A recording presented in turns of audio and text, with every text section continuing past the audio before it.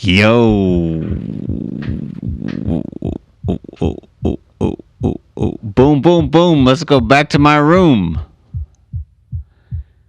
Early experiments in techno. Chapel of the Chimes. Drunk commentary. And next is the Smash the Piano. Okay, I have two things to say about this. Three things. One, I am probably fucked up. I ate a ball of hash and I drank a bunch of drinks. Let's see how I do. Okay, this piano was wildly out of tune, about a step and a half flat. Don Diaz, who played on Knife Play and was a tenor switcher on Ibopa, one of my musical mentors, a wonderful, wonderful, wonderful musician and a great guy. I miss making music with him, which is entirely my fault. Gave me this piano. He just showed up with it one day. It was gigantic. Also, okay, so I wish that we would still take the time to be this patient. And also, that's Zach Hill from Death Grips and Hella playing Smashy Smashy Gongs. We're on a tour together, and I recorded him with a handheld cassette recorder in the parking lot of a venue we were going to play in Reno.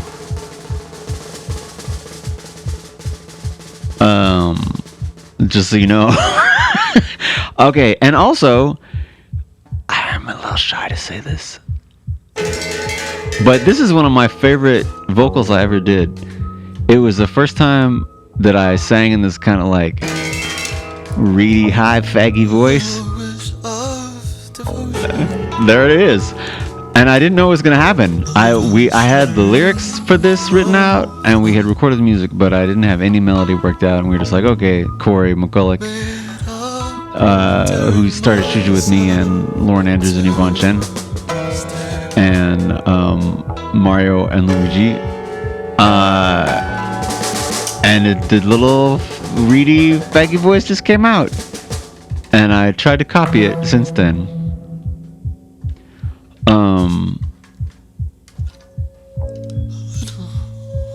Did you hear that text message beep going off? I wonder who it could be. I won't check because I am devoted to this moment. I haven't heard this song in years. I know I say that every time, but it's true every time. But I kind of dig this one. Don't tell anybody. Okay, what's next? I don't remember what's next. Oh, it's gotta be Jennifer Lopez. Jigga jigga jigga jigga jigga jigga. Listen to that. Jarek Bischoff chucking away on his doghouse. You know who Jarek Bischoff is? Snazzy suits, tall, bass guy, does some fancy music lately. This is his brother Coram. That's a name. He has a kid named Harry Potter and the Sorcerer's Stone. Not really. I know his child's name, but I don't want to say it because it's none of my business. But I've met him several times. He's a wonderful person. We did 2 bass tracks and 2 drum tracks, so it's stacked up drums, just like we did with Chessmith and Gregory Saunier of Dear Hoopy Hoopy Hoopy Hoop on Hives on Knife Play. Okay, so this, I think, this is the 3rd version of this song, and this was the first Xiu Xiu song I ever writ. There's a version, and then another version, and then this version. 3 versions of the first Xiu Xiu song. And okay, I know this is real melodramatical, but these lyrics were just a description of the motherfucking embarrassing night that I had. And tonight is another one of those embarrassing nights. Isn't it cool how that all ramps around and roops and roops and roops around? Okay, so I know that I said in the last song, whose title I forgot, but I should probably remember, that I was some of my Favorite vocal ever? Well, this is some of my favorite lyrics. Off to a good start. And the self-affirmation cult that is Jimmy Cyrus Stewart. You like that? Xiutewer Hogwarts. That sound is a Yamaha DX21. I don't know where it came from. It was brown and very heavy. Okay. Oh boy, I am so lit. It's uncomfortable. There's only one thing to do. Have a little more. Glug glug. Those sounds are switchblades. God. Switchblades. Here's another one. Click. Corey McCulloch's. This is some slow down clangies from I don't know what.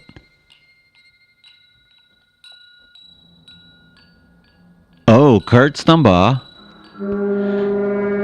Very kindly. Who was in Tinless Swear Jar and in Bope played baritone saxophone on this. He also wrote a really good melody in Suha. I don't think he ever got publishing for that, which is lame. An oversight. I hope it was not construed as greed. It's probably not too late to do anything about this. The last time I tried to give him money, he ignored the email. I hope, because he doesn't need it. Not that he hates my guts. I hope he doesn't. So, this is a song about my dad and his drug addiction. And this EP came out shortly before he killed himself. And I gave him a copy of it at the one Xiu Xiu show he ever attended in Sacramento. He said some encouraging things at the show, which was nice and meant a lot to me. Otherwise, at this time, sadly, he was mostly in a drug-induced stupor, which is very sad. Anyway, so I gave him this. Oh, that's Grimmy Grimes. I gave him this EP at the show, and he had it up in his office. And the day after he killed himself, I went into his office, and it was on his computer monitor, and it fell onto the floor as if a ghost hand had knocked it down. It was unopened, but I appreciated that he put it up in his office. Oh, and I guess it didn't occur to me, there's on the cover of this EP is a hand and an X-Acto knife gonna go over the wrist in preparation for suicide, and it was a picture of a suicide in the office of a suicide. That said, some great honking by Kurt Stumbaugh.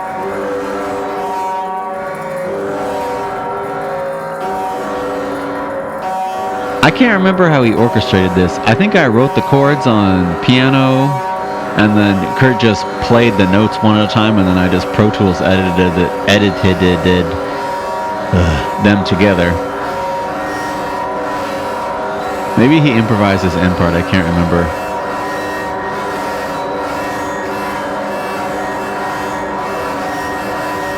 But he sounds menacing. Otherwise, he was not a very menacing person. He was, he is, I hope. He's maintained his character. Very nice. I met him in psychology class at Foothill College. It opened a lot of doors for me. And through him, I met many, many other people who are still in my life.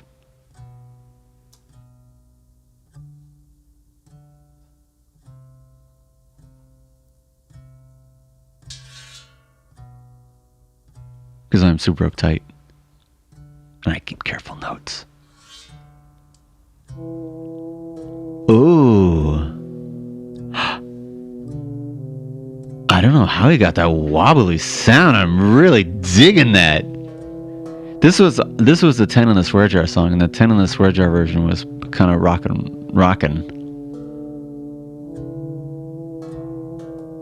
That sound is so gooey. That's like my favorite goo ever.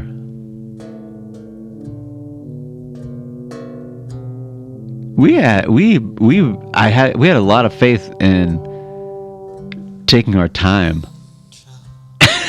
When we made this EP. That's a long intro. This was Shiza Mensch. This was about the boss at the preschool where I used to work.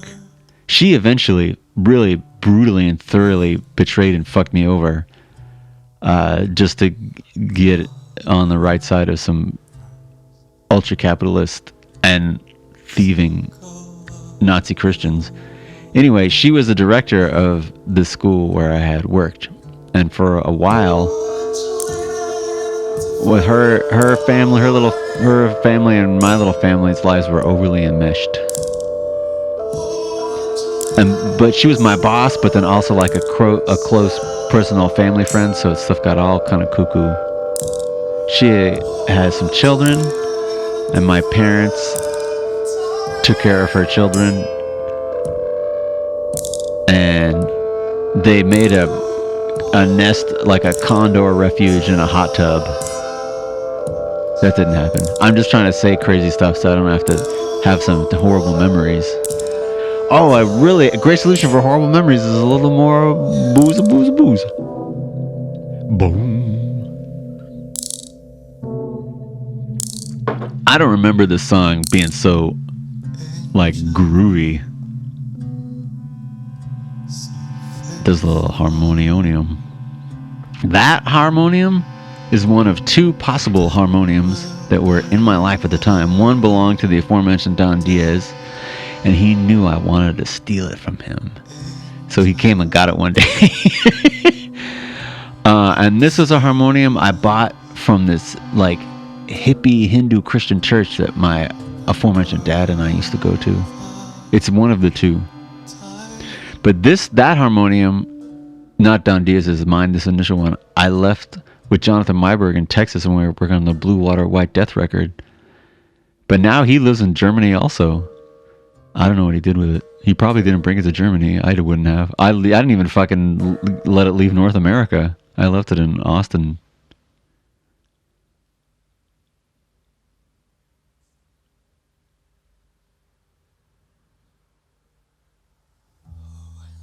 Okay, so I know this is the third nice thing I said about this fatherfucking record. Like the audacity to play nothing for. Let me look on this little Pro Tools tools. Almost 12 seconds. 12 seconds of silence, a pause. I wish I had the guts to do that now. Now I'm just worried all the time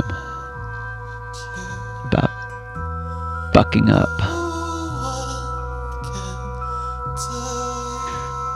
But when we made this, I thought I was a fuck up. But now I'm worried about fucking up. Dun dun! Dun dun dun dun! Tables have turned. Alright. And I know what this is. How could I not know what this is? We just got off tour. We played it every night for 3 months. Jigga jigga jigga jigga jigga jigga jigga jigga. And on this tour we went and visited the grave of Ian Curtis, the second suicide mentioned on this EP. It's a bummer that his dad and Ian Curtis's kid's dad, my dad and Ian Curtis's kid's dad bought the farm by their own hand. It was inevitable, because they were so bummed out that there was no way to exist on the earth for either of these two fatherfuckers. But my goodness, what a fantastic job they did. Some people insist this is only a New Order song, because New Order did formally release it, but there is a Joy Division demo. Also, it belongs to both bands. But I think we were more inspired by the New Order version for this one. But if you listen closely, I played the guitar on this, emulating the bass line that Peter Hook plays. And I played it wrong, and I still play it wrong every night. Corey McCulloch said, "You're playing that wrong." And it was at a time when our friendship was on shaky ground. And I just sort of looked at him, and in my mind I thought, oh, he's probably right, because he is a better musician than me. But then I thought, oh, fuck you, I already recorded this. This is how it goes. But I just kind of said that to make me feel better for doing the wrong thing.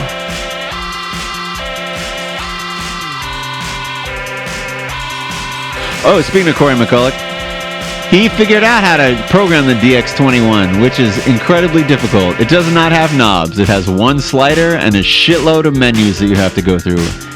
Early digital synthesizer recording was a fucking nightmare, but he did it for this one, and he made a lot of really excellent sounds. This is my fucking dream sound right there.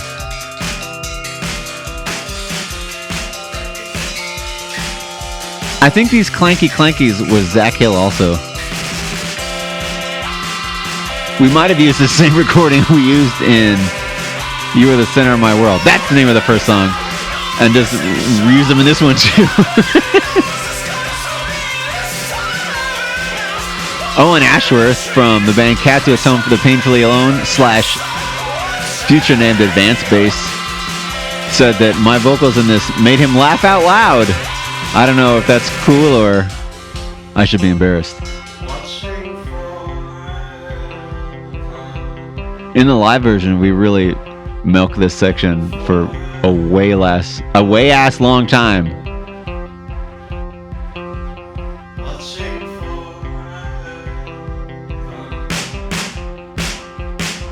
You know who played that snare drum?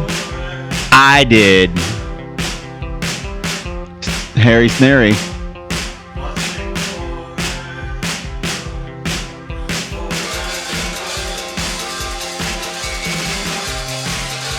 I think this was just me and Corey worked on this.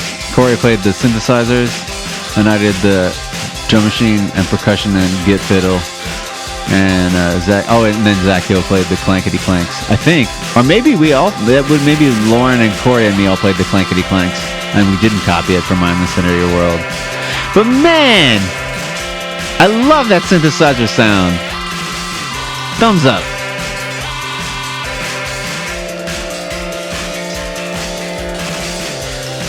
Man, I miss Corey a lot. I hope he's doing okay. I doubt he misses me.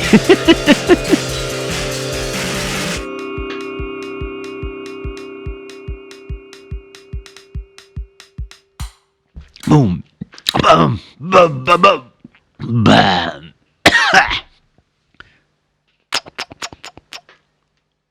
5 kisses for your 5 fingers or 5 toes. Of course, if you want them. If you don't, throw them out the window. Throw them down the drain. Let them float into the sky. Put them in the garbage. Ask a butterfly if they would like them instead.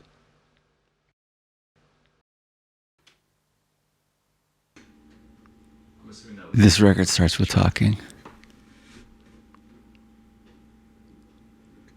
And so does this drunk commentary. And look, there's going to be some more talking in just a second. Zink! Start again and just do it a little bit slower. That's Corey McCulloch. Fantastic bandmate, friend, and record producer. All right, so there is a little secret about this here record. It is my favorite Xiu Xiu record. Don't tell anybody. Don't tell the other records. They will. I have a feeling they'll be sad. Or maybe it's just they resent it so much that they don't give a shit anymore. It may not be the best Xiu Xiu record, but which is the best Xiu Xiu record? Who could know?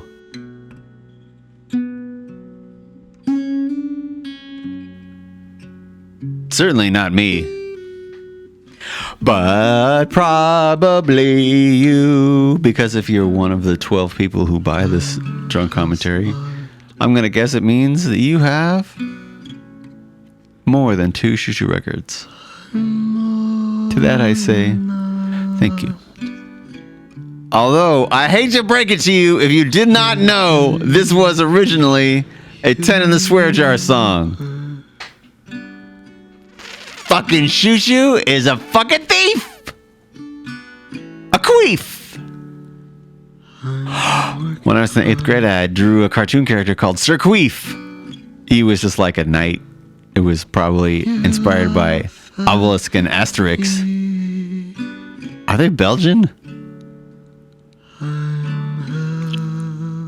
Not a lot happened with Sir Queef. I did not know what a queef was. I did not know that it was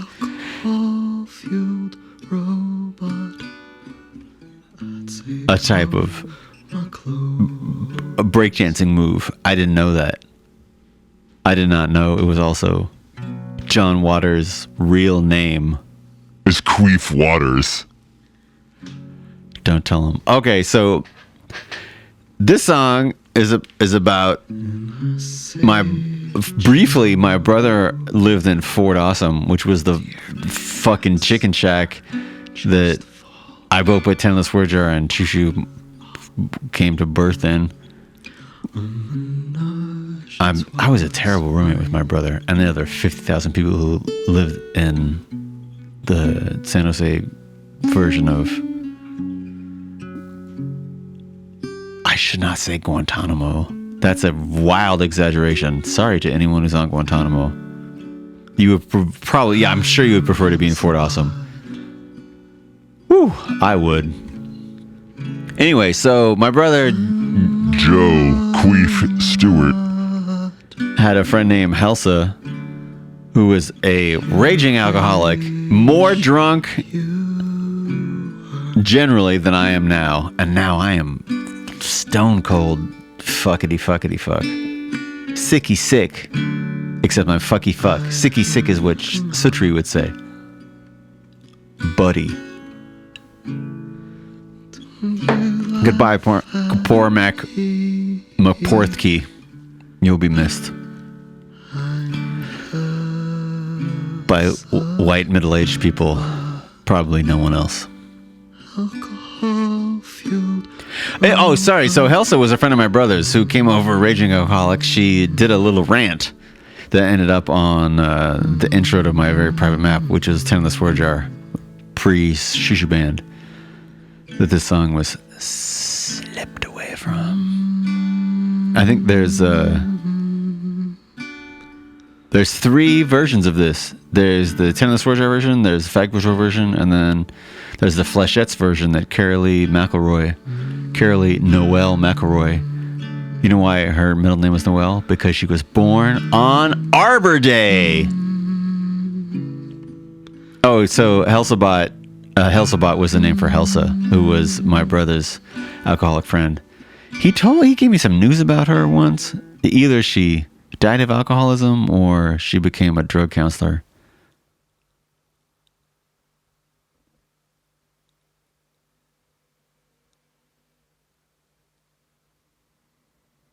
Oh. I just did. Okay. I might have mentioned this in other drunk commentaries. Like, it's physically taxing to do a drunk commentary because I have to get real drunk to do it. And if you listen to all of them, you could tell the ones where I'm not like as drunk as I should be to do it. This is one of those where I am, because it's going to be the last one for a little while. I am very definitely the drunkest I should be, but even though we're not going to release them all as one thing, I did Chapel the Chimes, Tu mi piaci, which means I like you in Italian. I probably should have mentioned that during Tu mi piaci, not during Fag Patrol. Whatever, Fag Patrol is longer. There's room for more tangents, but I'm recording them all in one night, just so I don't have to get so fucking drunk 3 times that I could possibly die. So anyway, there's another version of this on Chapel of the Chimes. I totally forgot there's 3 versions of this too, as there are 3 versions of Helsabot. Didn't have it on purpose, not trying to Da Vinci code this whole thing.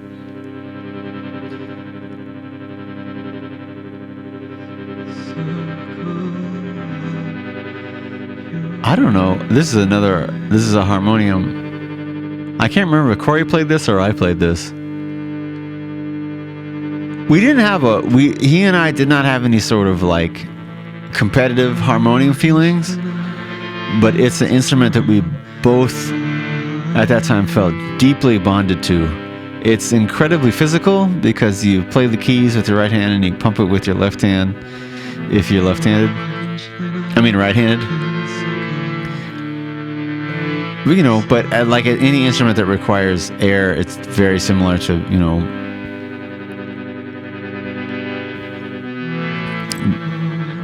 the most basic form of human expression or talking, pushing air out through your vocal cords with your lungs. Science. Not really. Anatomy? Sorry, I'm fucking this up.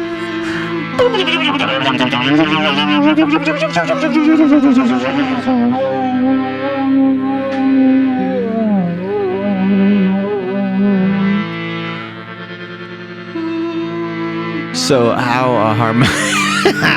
our harmonium makes this vibrato is there's a little piece of wood inside and a little piece of fiber or leather stapled to it, and there's a hole beneath it, and the air just flaps back and forth. It's a physical tremolo. It's not an electronic tremolo. And that's the nice part about it, is when you pump in a lot of air, it goes quickly, and when you pump in a less amount, it goes slowly. Almost a perfect instrument. Okay. King Earth. Angelina Burwell. Angelina Mello.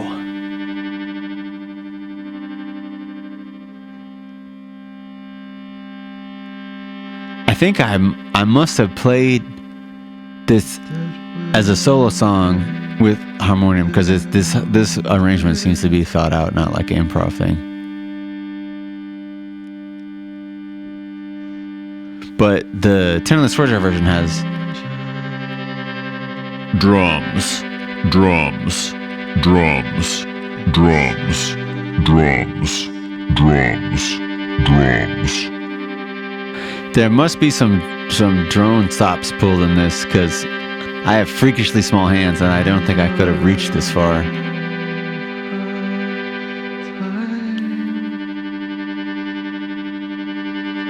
I also have a freakishly small big toe. It's as small as my little toe. So it's just like, normally you go like top to bottom with toes. With mine, you go bottom, top, top, top, top, top, top, bottom. It's very disorienting. If you've ever seen me walk anywhere, like from my house to Jamba Juice, or from my house to the police station to confess to my most recent act of poor judgment,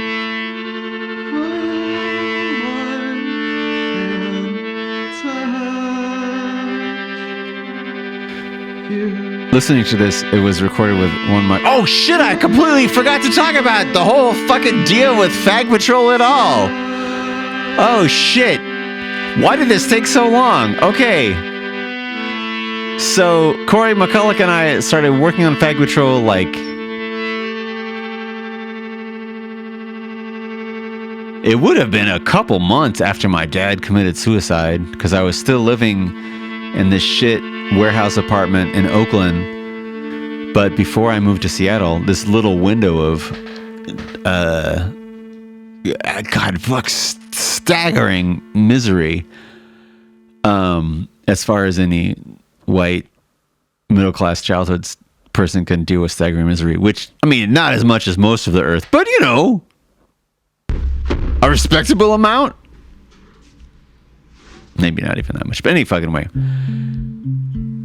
So anyway, I recorded Fag Patrol. I think almost every song I was even more drunk than I was now, because now I can talk, and I remember, and I don't fucking even remember working on this record. That's how drunk I was every time. Corey and I used to live together, and he came over to my shitty apartment in Oakland, And Free Porcupine Society are run by Rob Fisk of Badgelore and Common Eider, King Eider, and 7-Year Rabbit Cycle, one of the best guitar players of all time. Massive inspiration for me as a person and as an artist. His label, Free Porcupine Society, said, "Hey, you want to do something?" And I said, "Well, I kind of jiggly jaggly don't really have very much, but I could do some like acoustic-y schmoostic-y versions of some stuff." And he said, "Dig it, let's do it." So Corey drove up from San Jose because he worked in San Francisco. He did the night shift as a radio engineer, meaning he was a board op, I think. I might be wrong, but I think that's what he did. And I lived in Oakland at that point. He drove from San Jose, from our old place, on his way to San Francisco. We worked on the record for like an hour and a half, and then he would go to work. And we did this a couple times a week. And I was drinking 2 40s of Steel Reserve before he would show up. And then he would do a couple takes. He would kind of coax me into it. I was in everything about my life was really like the worst time of my adult life was now. Broke, band going nowhere, except for Free Porcupine Society. Thanks.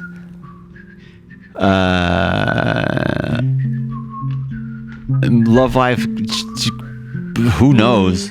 Precarious. Rubik's Cube of love. Daddy killed himself. Family in total hell. I lived in a very dangerous neighborhood. I worked at a preschool where the kids were raped by their brothers. Not a lot of support. A lot of the kids there. A lot of the kids there were from the children of migrant farm workers. So their families were not having an awesome time generally.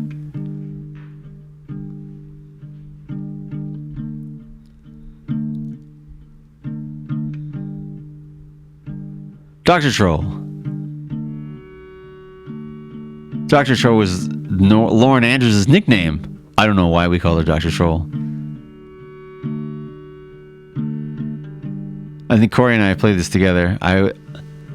Corey must have been playing harmonium and I was playing a guild nylon string guitar that I gave to Julie Bach and Corey gave to me. I wrote the most Xiu Xiu songs in this guitar, but Julie Bach, who is a friend of Angela's and mine, and I think she's in some Grow with Basket of Fruit era videos. I know she is. Wanted a guitar. And I thought, Corey gave this to me. He would appreciate it if I gave this to Julie Bach and the door could continue to be open. I don't know which harmonium Corey was playing. Dr. Troll is about gender dysphoria. I think I might have finally figured out my jam, my personal jam. My personal jam is gender, not bipolar. What's the other one? Whatever the one in the middle is. The one, the non-committal one. It's definitely not bipolar. What's the fucking non-committal gender? Anyway, that one. But it took me a long time to figure out. But it was only shitty for a little while. Because I kind of figured like, okay, I could... And whatever, I got other things to do. And if anybody asks, I'll tell them the truth. But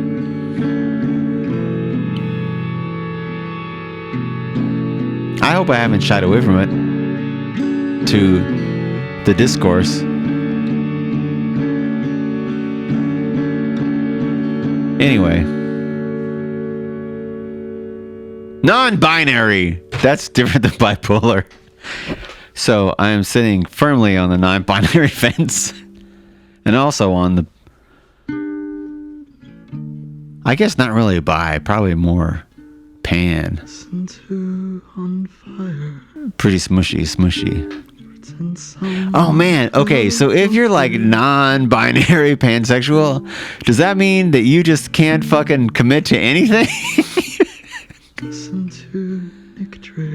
I mean, are you like the most open-minded post-hippie there ever was? Or are you just like, have no fucking idea about anything? Like, I don't think that's the case, because if you took me to a sandwich store and you said, what sandwich do you want? I would look at the 50 sandwiches, and in 8 seconds, I would go, number 7.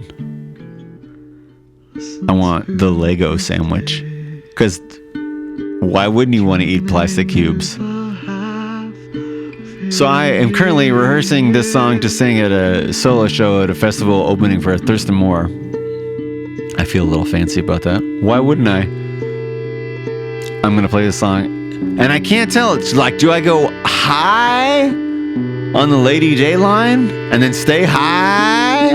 Or do I just kind of keep it enclosed and private and hurt?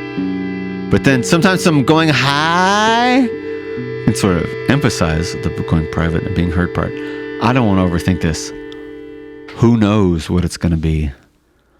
You will if you go to this show. No pressure. Stay home and play Top Secret.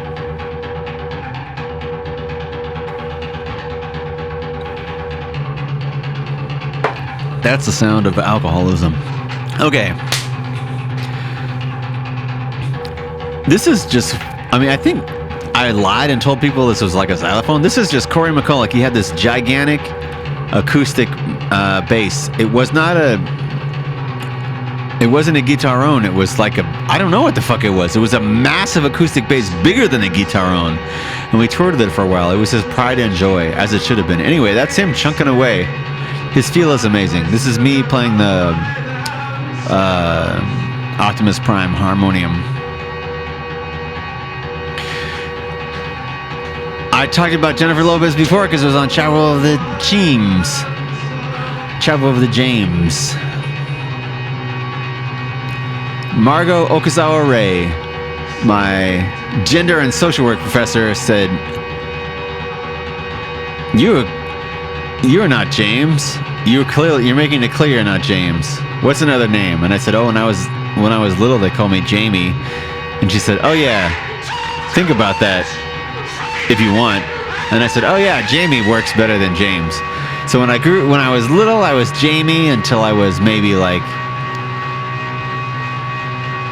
I guess 9th grade. And then when I was a junior in college, I went back to Jamie, where I will stay.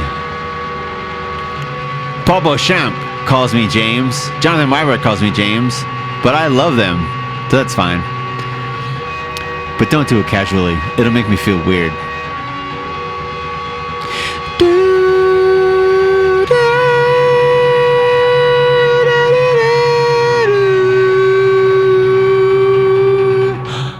Jennifer Lopez. Last played live by Xiu Xiu in 2011. Duo lineup. Angela Son. Butch James. Okay, this song is about my brother Joseph Sirqueef Stewart.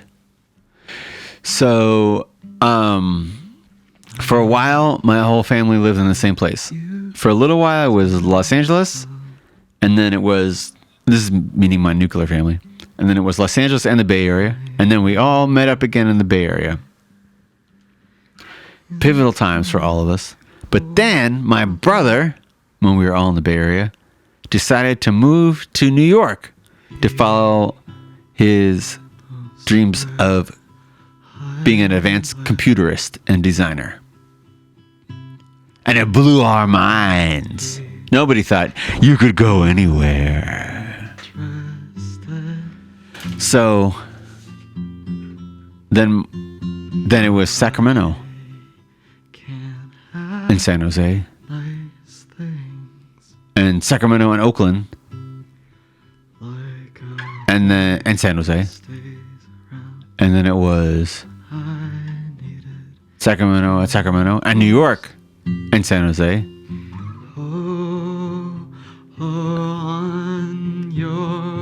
The other cities, I don't want to go through all these, include Portland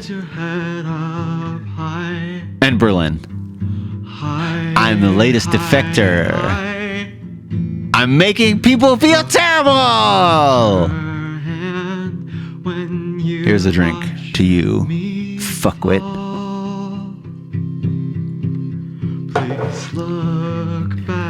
I just and always have wanted my brother to love and like me.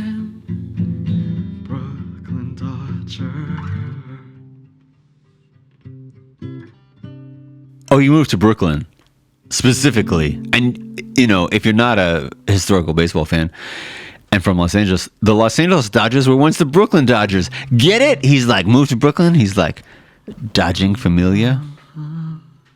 But it worked out real well for him. His dreams come true. Because he worked real hard and he's very talented. A lot of huhs. That's more huhs than I would do now.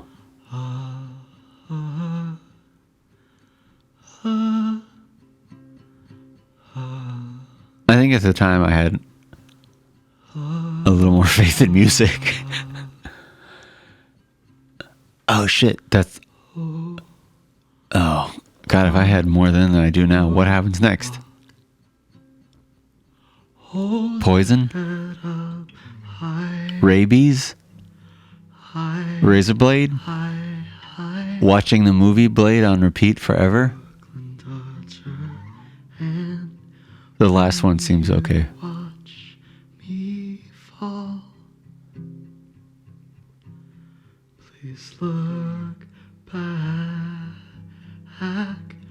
Oh, are you like the kind of person that when something makes you feel awful, you have to make a joke?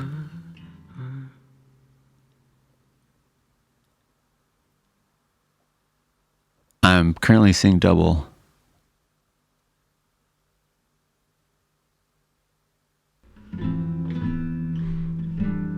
Corey McCulloch played guitar on this. We did 3 takes. We thought take 2 when we recorded it was the worst, but when we listened back, it was the one we chose. We were surprised. Okay, so Smith and Morrissey, what do you do? Once, you're guiding lights. Now, rat bile. I had the song, it was from Years of Refusal. The one Jeff Beck played on has black in the title, Black Sun or something like that. It came on iPod Shuffle. And I was like, shit, this is the first Morrissey song I've listened to in 5 years. I wrote a shitty article about the last, not the last, but a Morrissey record that came out in 2017. Fuck, that was a long time ago. Ugh. It was the last time I listened to him on purpose. It was, extraordinarily disappointing and sad.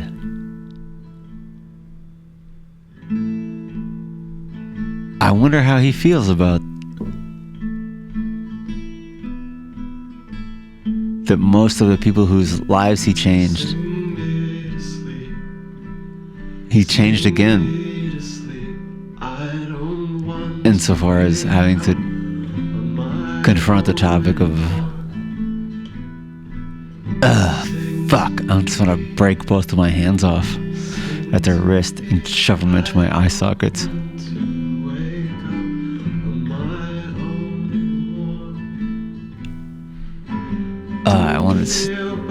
I wish both my hands were made of ice so I could smash them into the desk and they would just turn into snowballs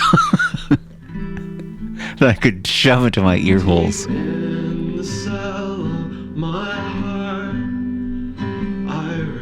Somebody who used to email me semi-regularly up until recently, we would talk about records or whatever, told me that they asked me if I had done something that somebody said that I did that would fundamentally disappoint them and ruin their consideration of Xiu Xiu songs forever.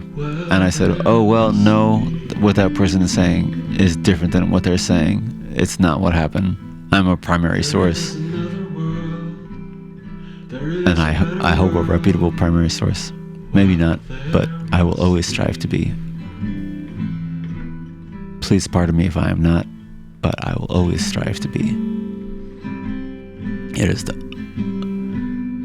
other than being nice to my family and to Angela and Denise, it is the only reason I am alive. But I told this person that at some point I'm a human, and I'm sure I will fuck up and do something that bums you out.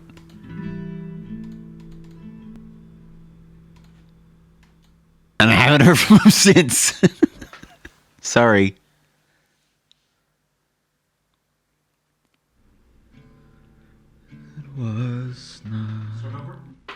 Start over? Slower? No, start over. Yeah. Okay, so I know I said this 100 times, but man, I miss working with Corey because we went through a lot of terrible things together, and he witnessed a lot of my worst behavior and somehow remained forgiving. I could trust him so much when doing particularly a vocal that when he said start over, I did not take offense.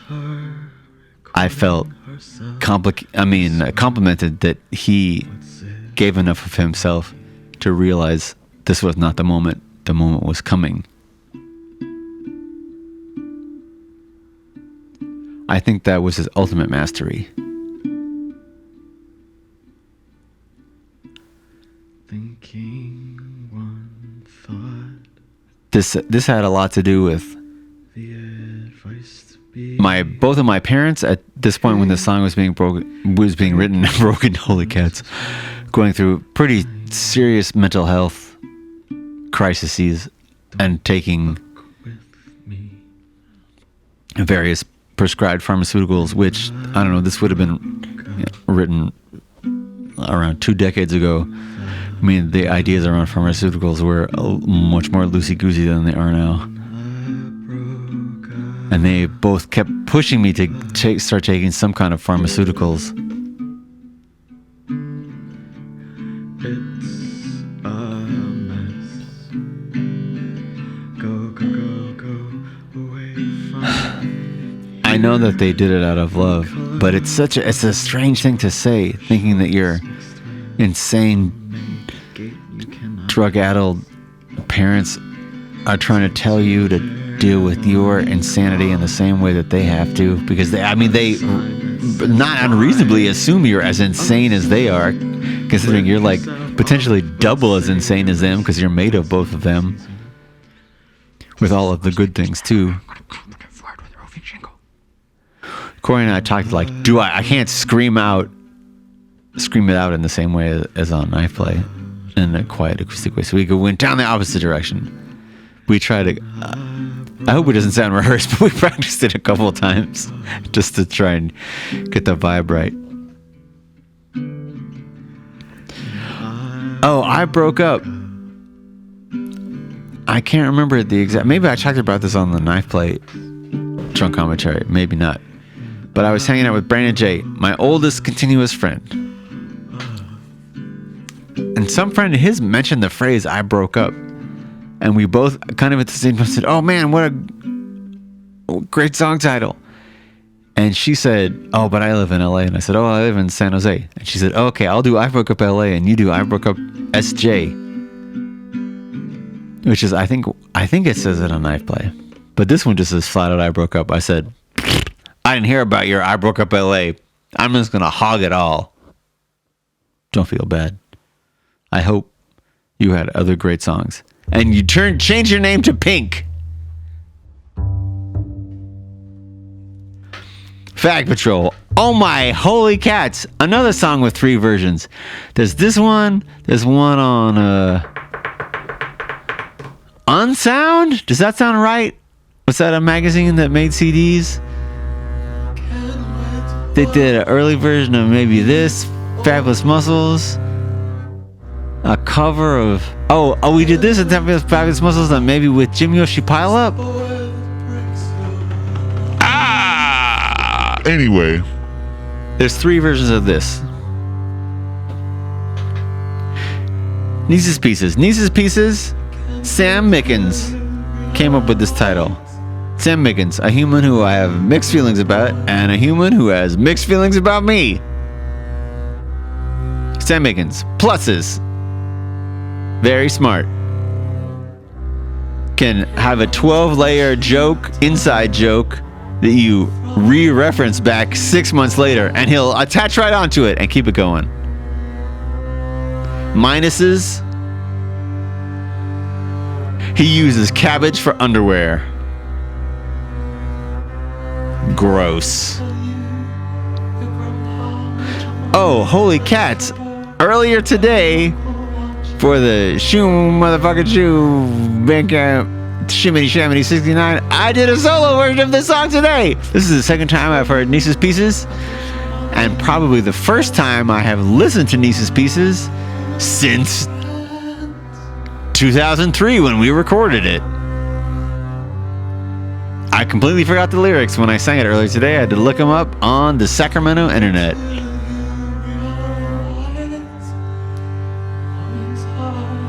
And part of me thought, oh, also, this was the first song that was written for the third Xiu Xiu record, full record, because we had Night Play EP, Chapel of the Chimpanzees, number 2, a Prometheus, a number 3 full-on record, not EP. Jump back in the desert EPs. No one knows of you or thinks of you. Rain rarely falls upon you.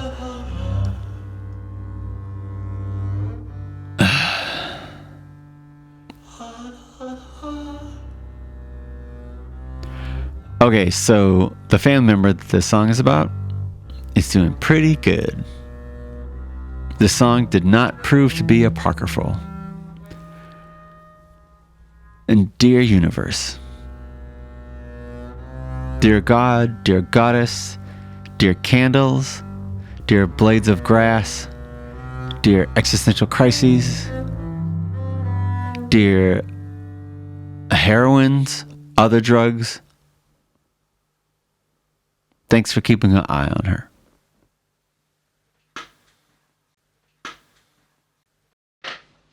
Okay, more drugs, more booze. I don't even remember what's on this other than Don't Ya, which is the song I used to jerk off with Tears for Lube. That's my Tears for Queers cover band. Okay, this is a Nina Simone song that I didn't remember singing. Although it is now coming back to me.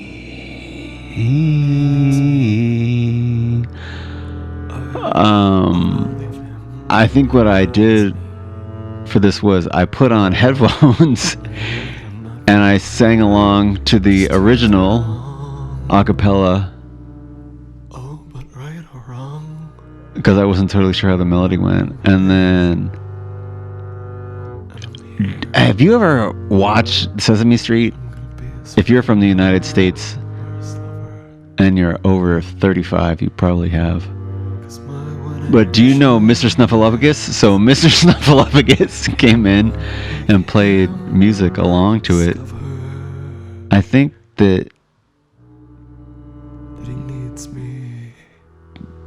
they just improvised along to the same CD that I sang onto, and then I just linked them on Proddles, but I'm not, which is German for Pro Tools, but I'm not totally sure.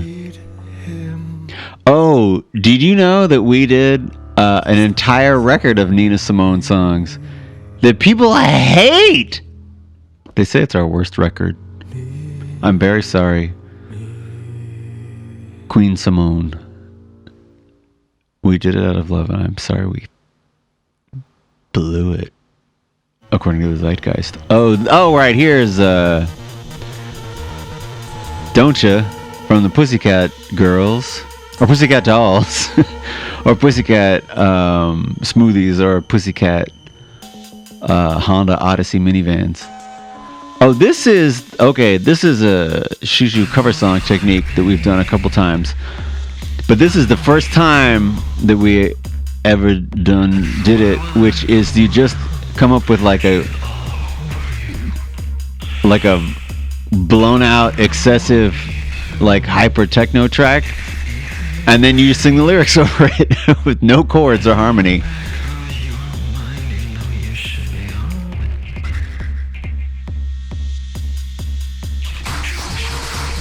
There's 2 or 3 that follow this formula.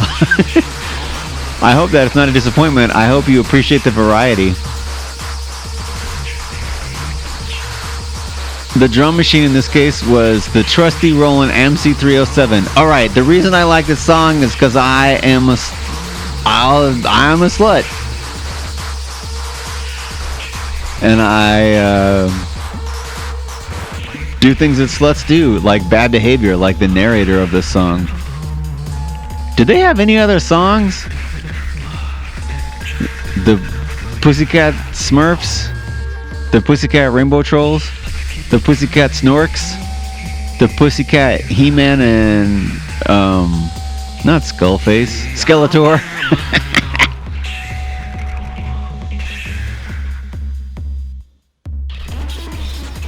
Oh! That was crazy. I want you to know that's not my real voice. That is done through magic and witchery. And I got a bowl of herbs and I threw a little bit of vodka and a little match and poof, and it turned my voice to that temporarily.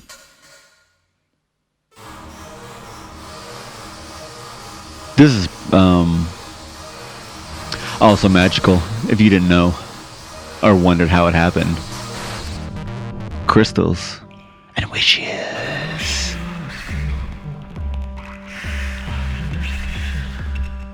These lyrics are kind of grim.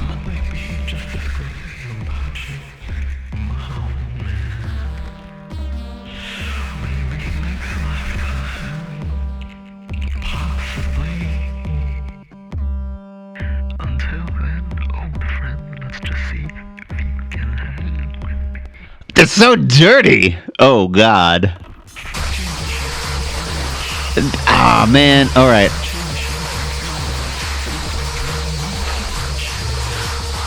I know I just said it, but I love how whorish this whole fucking thing is. No regard for human feeling. No regard for human emotion. Disregard for fucking. I mean, I would fuck this sound like in a minute. I mean, like if this sound was like, "What's up, Bush Jenny? Let's fuck," I'd be like, "What's up?"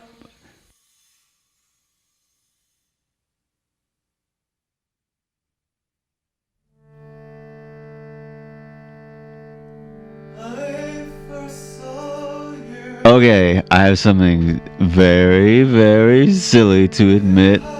I thought this was a This Mortal Coil song. I mean, it is. It's a cover, but I didn't know that it was a Alex Chilton song. I did not find that out until this EP came out. Double out. When I was in the 9th grade, Chris Silverman had some sisters who were older and cooler than us, and gave him a bunch of 80s 4AD records, among which are This Mortal Coil, and he made me a tape with it on it, and it changed my whole life. 80s This Mortal Coil, unfucking touchable. So there's a supergroup, 3 records called 80s 4AD is fucking untouchable. upon which was This Mortal Coil. Sorry, I mixed up 4AD and This Mortal Coil from the 80s. Blonde Reddit is great. And Scott Walker is great. Anyway, So the three of This Mortal Coil records, Filigree Shadow, Blood, and the other one, I can't remember what it is. All wonderful if you never heard them. Anyway, they cover this Alex Chilton song, and I had some friends in rock and roll land who liked Big Star and Alex Chilton, and they just always seem okay to me, but whatever. But when I heard this like gothy version of it with Elizabeth Fraser, I think, from Cocktail Twins singing it, because This Mortal Coil is a supergroup of 4AD bands from the 80s.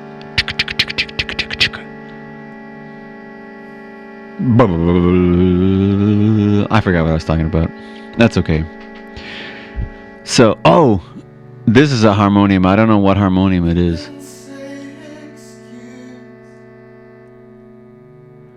This might be Corey McCulloch's super badass scale-changing 4-octave harmonium, which when we stopped working together, he left in my house, and I still have it.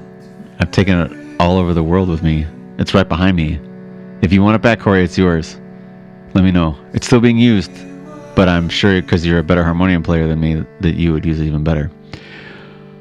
And Annie was the woman who played it, because I thought I couldn't learn the chords, and I knew she was a better musician than me. I can't remember her last name. When I lived in Oakland, I had another piano. And when I moved from Oakland and moved to North Carolina, I tried to sell it, and Annie, who played harmonium on this, called me and said, "Oh, I'll buy your piano." And I said, "Oh God, thank God, I got to get out of this apartment." And then she called back later and said, "Actually, I don't want to buy it. Can I just have it?" Because she knew that it's really fucking hard to get someone to take your piano out of your apartment. And I was kind of at a loss. I didn't know what to do. I just said, "All right, well, I guess you could just have it," even though I was only going to sell it to you for $100. Whatever. I don't hold it against her. I'm sure I didn't pay her to play harmonium. So is it a fair trade playing harmonium on this Mortal Coil / Alex Chilton cover, and your payment is a piano? Well, if you love this EP, then the answer is yes.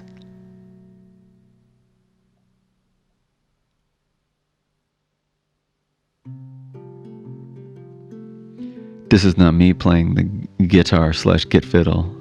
It is Nadel Teresi who wrote this song. And I could probably figure this out now, maybe. But at the time, there was no way I could figure this song out. So I was like, I want to cover this song, because we toured together in 2005, and I like this song. I haven't really listened to it since then, and I listened to it again when I uploaded this stuff so I could ramble over it, and I thought, oh, Nadel, nice job. This song holds up. The lyrics are different than I thought they were, and I was surprised. She came over to my apartment and played it, and then I just overdubbed it later. We had a minor rivalry, I think, because people are dumb. Also, I felt a rivalry towards her. She probably didn't feel it towards me. But we briefly dated. It was nice. She was fun and cool and funny and nice. It began and ended with niceness. I probably send her a drunk email about every 4 years, to which she replies genially and patiently.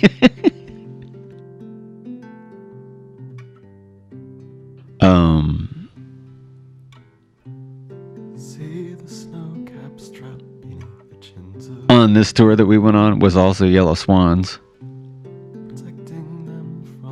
It was the whole crew. Oh, this is a horrible story, but I gotta tell it. Okay, so there was a person who was on tour with Nadel for the first couple of shows. And she had a drummer too. But the drummer said she went to play like 3 shows and was like, I can't do this tour, and quit the tour. Not the coolest move. Now she's one of the music supervisors for, I think, This American Life. But you know, whatever. You gotta do what you gotta do. And there was another guitar player on this tour, and Nadell kind of felt like, well, I can't do it to too good with, like, I could do it as a solo thing or with a band, but not as with like a duo.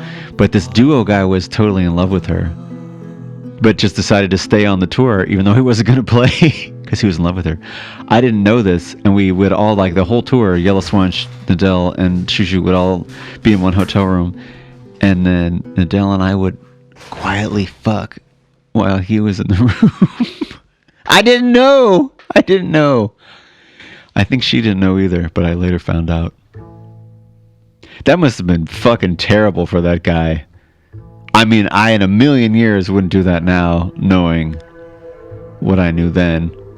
I mean, what I didn't know then. What I did not know then! I did not know! Until later. I don't remember the circumstances that bequested me that shivery and horrible knowing. Anyway, sorry. I'm sure you're way over it and never think about it. This is a Bauhaus song, which this was also Chris Silverman and his cooler older sisters turned me on to this too on the same tape with this Montreal coil. So this is wrapped up in teenage dreams and pre-middle age, late adult. I mean, where are you?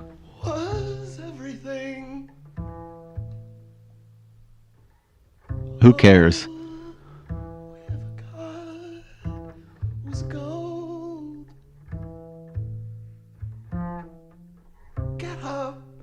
Okay, so Miguel De Pedro, Kid 606, who I am fond friends with, mentioned to me that he really liked this vocal once, and I was very touched that he said that, as I have a huge amount of respect for Miguel, and he's always been incredibly sweet to me.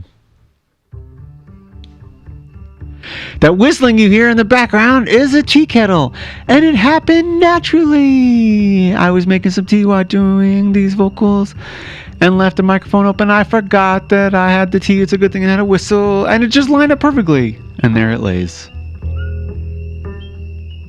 And I think I liked how it sounded, so I boiled a whole other pot. I hope I use the same water to save water. Same. Those little whistly dizzlies are just normal human whistles. Here's some boozes. Oh, gravelly.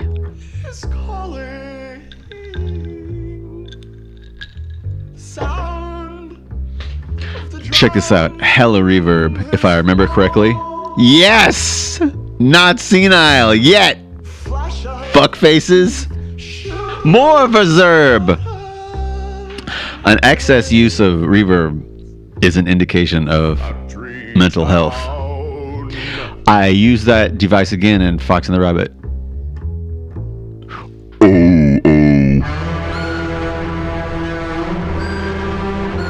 Oh, it's so crazy. Okay, this was the first time that I ever thought, let's put some fucking distortion on everything at the same time. Distort the reverb. Distort the vocals. I think this is many layers, and I was nervous about singing this in pitch. Let's hear how I do.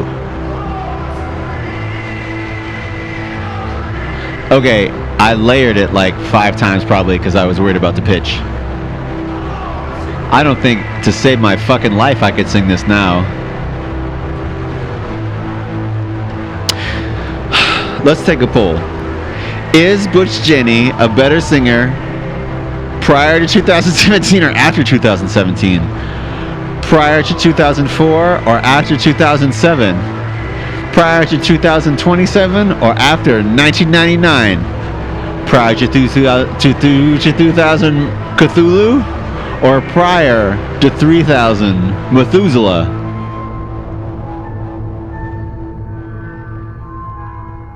No one knows, no one cares, no one dares to consider the truth, because if they told him now, where he sits, filled with hashish, and tomorrow, and whiskey.